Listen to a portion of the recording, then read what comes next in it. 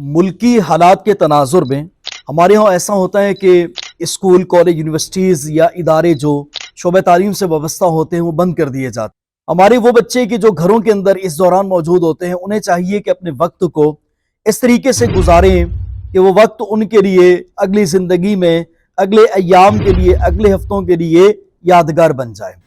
बच्चे जब घर होते हैं, वालिदैन को चाहिए कि उनकी उन मसरूफियात को, कि जो घर के अंदर वो रहते हुए ऐसी मसरूफियात होती हैं कि जो किसी काबिल नहीं होती, किसी खाते नहीं लगती, उसको वो किसी अच्छी जगह पे लगा दें, अपना होमवर्क करें, अपनी जो है पढ़ाई के अंदर जो कमज़ोर मज़ामीन हैं उनको कवर करें, या फिर ये है कि अपने करीबी किसी रिश्तेदार या फिर अपनी गली मोहल्ले के किसी उस्ताद साहब, टीचर से या किसी बड़े बूढ़े से कुछ ना कुछ नसीहतें ले लें, उनसे कुछ ना कुछ सीखने के लिए चले जाएं, अपने इन अय्याम के इन औकात को यादगार बनाएं। जैसे आजकल मुल्की हालात के तनाजुर में हमारे यहाँ आज 7 मई की छुट्टी थी, तो इसमें हमें ये चाहिए कि हम अपने घर के अंदर अपने बड़े बूढ़ों से, घर के बड़े जो होते हैं अफराद, जैसे वालदा है, दादी है, नानी है, चच्ची है, मवानी है, या वाले साहब है, दादा है, या चचा है, बड़े भाई हैं, उनसे कुछ ना कुछ हम नसीहत आमेज बातें सीखें, नसीहत आमोज बातें सीखें, ताकि हम जो है ना वो दुनियावी एतबार से कुछ ना कुछ अपने बड़ों के तजर्बात भी अपनी ज़िंदगी में शामिल करते रहें।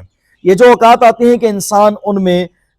छुट्टी लेता है या छुट्टी कर लेता है स्कूल से, कॉलेज से, या फिर स्टाफ होता है, या फिर ये कि प्रिंसिपल होता है, उनको भी चाहिए कि इन अय्याम में अपने वक्त को वो फारिग ना गुजारें, बल्कि कुछ ना कुछ नया सीखने की कोशिश करें। जैसे अब स्टाफ को छुट्टी होती है तो स्टाफ को चाहिए कि सोशल मीडिया के वो पेजेस जहाँ पर जो है वो स्कूल से मुताल्लिक या उनकी निजी ज़िंदगी के मुताल्लिक कुछ ना कुछ मवाद मौजूद होता है, उसको वो सीखें, उसको वो समझें, ताकि उनकी ज़िंदगी के अंदर कुछ इजाफी स्किल्स आ जाए, कुछ इजाफी तजर्बात आ जाए। होता यह है कि सारा दिन जो ना वो सोशल मीडिया के मिस यूज़ या नाजायज़ या गलत इस्तेमाल की वजह से ऐसा होता है कि इंसान शाम तक थक तो जाता है लेकिन कुछ पल्ले नहीं पड़ता, कुछ सीख नहीं पाता। तो सीखने वाली चीज़ें सोशल मीडिया से सीखी जाएं, या सीखने वाले लोगों से सीखी जाएं, या फिर यह है कि घर के कुछ इजाफी काम वो कर लिए जाएं कि जो कई दिनों से पेंडिंग में थे, नहीं हो सके। यानी ये कहने का अलगर्ज मकसद ये है कि अपने वक्त को मसरूफ तरीन करें, ताकि आपको पता चले कि आपका वक्त कितना कीमती है और इन फारिग लम्हात के अंदर आप क्या से क्या कर सकते हैं।